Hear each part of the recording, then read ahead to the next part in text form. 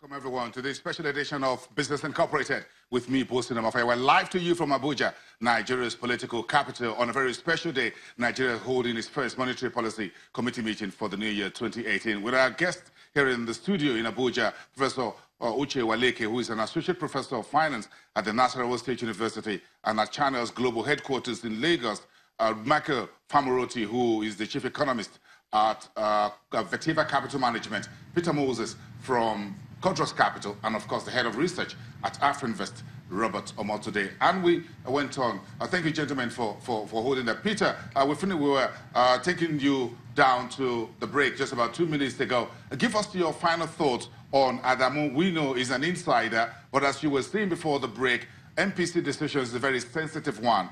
Please move on. Give us about 1 minute or less. Yeah, thank you, Bosin. So, most important thing for Adamu this time around, for this committee, is the fact that you can actually be rest assured of the necessary synchronization that you need for a monetary policy that understands the philosophy of the entire committee.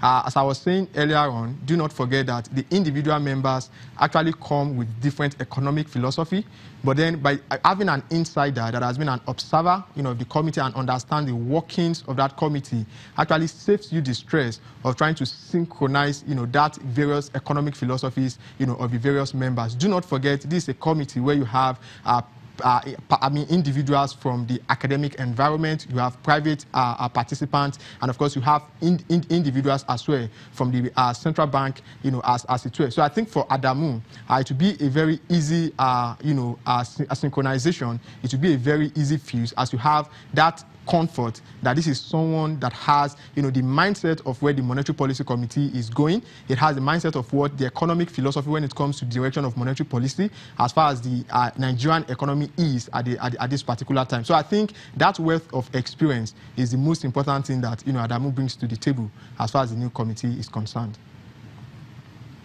Thank you, Peter.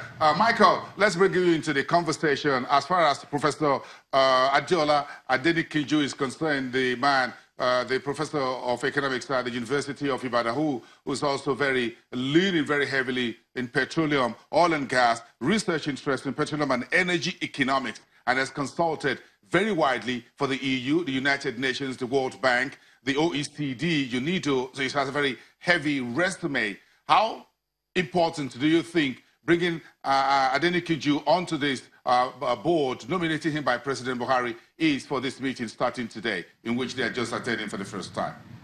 Hi, Boson. Yeah, thanks for the question. I feel I got the easier one, really, because it's a lot easier to assess candidates for the Monetary Policy Committee role, which is a very specific purpose, than the deputy governors of the CBM. Like we've mentioned already, the MPC role is just a little part of their wider deputy governor role. But in terms of the committee, I think generally on paper, the new independent members tick a lot of boxes. One fundamental box is expertise in the field. And I mean, you read off their resumes just before we started, and a lot of them have impressive experience in terms of the theory, but also from a practical perspective, they've also done empirical work, and Professor in particular has actually worked with the government. I think he worked as part of the special advisor team to the economic advisor to the president. So they have experience in theory, in empirics, but also some experience in policy. And those are really the three key aspects to ensuring that they come in fresh and can actually inject the new blood that we have been saying that they are going to bring for the committee. Very interesting, Michael. Thank you very much. Let's continue this very quickly for just about 2 minutes more, then we'll get to the key issues about what macroeconomic headlines lie before the committee for their two-day meeting. I'm sure they've discussed most of those issues yesterday, and today will just be more about what are the considerations and then what are the decisions in terms of voting and in terms of the personal comment. But let's get back to Abuja here, where we're anchoring this live programming from. special edition of Business Incorporated, Professor Owaleke. Let's talk about Dr. Aliyu Rafin Dadi from the Ahmadu Bello University Zaria. I'm sure you're close to that. I'm sure you likely have an interaction one-on-one with this professor who is now a member of the MPC. Yes, I also think he's eminently qualified to be a member of the MPC. As a professor of economics, Dr. Aliyu rather, as a senior person in economics, senior researcher, I also expect that he must have done some works too in that area. And also looking at what you showed on TV, he has done papers too in relation to monetary policy. I think one of them had to do with the effect of additional tightening, on the economy. So I think as a researcher, he also fits the bill because the MPC is for those who understand monetary policy. And I think as a professor of economics, he should be in a position, to make valuable input, in the MPC. One question for you, Professor Owaleke, is what informs the choice of nomination of members of the MPC as independent members by Mr. President? What do you think goes through Mr. President's mind on, I've got to pick Professor Owaleke, for example, to become a member of the MPC? Yes. Of course, the world over, not just Nigeria, you notice that the composition of the MPC they try to balance it, having insiders and external members. If you look at the UK, for example, there are 9 members there in the MPC, made up of the governor, the deputy governors, and 4 external members.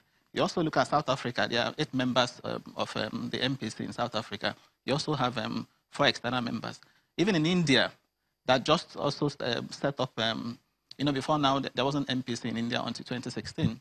There are 6 members there. 3 also are external members. The whole idea is also to bring in, independent views that